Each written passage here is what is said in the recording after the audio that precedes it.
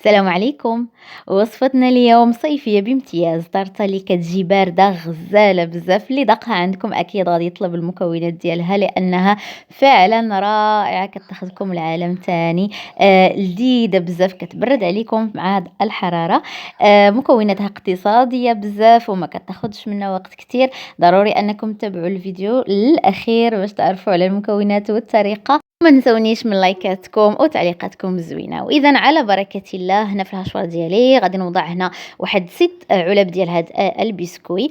ما يعادل 180 غرام ديال البسكوي. غادي نطحنهم، ما كيكونوش مطحونين بزاف، يعني كيبقاو هكا باينين في قطع.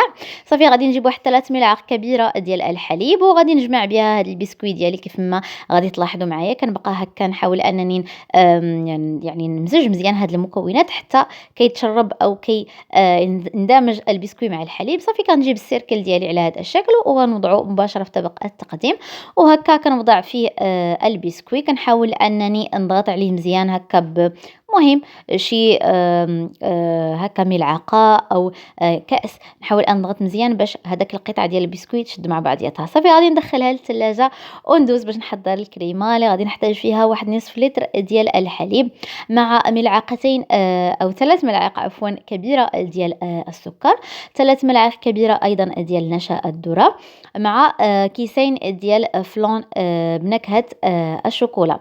اذا استعملتوا فلون كبير ما تحتاجوش انكم تضيفوا السكر. صافي ندمج المكونات مزيان على البارد حتى كينسجموا مع بعضياتهم جيدا، ونتاكد انه النشا مع الفلون دابو مع الحليب. صافي ونوضعهم على النار مع التحريك المستمر حتى كنحصل على الكريمه تكون على هذا الشكل. صافي غادي نجيب واحد العلبه ديال البسكوي اللي خديته هكا، فتتو هكا غير باليد ديالي ووضعته مع الكريمه، كيزيد يعطينا واحد يعني شكل زوين في وسط الكريمه.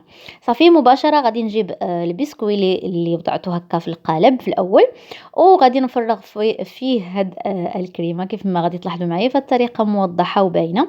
غادي نخليها تبرد هكا غير فوق سطح العمل حتى يعني كتحيد لنا الحراره.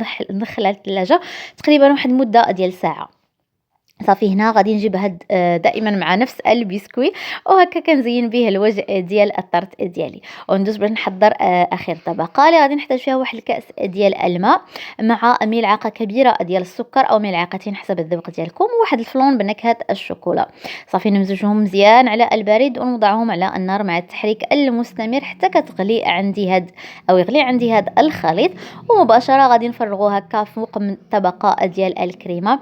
فكيف ما لاحظتوا معايا الطريقه اللي سهله بزاف ومبسطه. بامكانكم انكم تضيفوا واحد الملعقه صغيره ديال قهوه سريعه الذوبان حتى هي كتعطي واحد النكهه رائعه مع الشوكولا.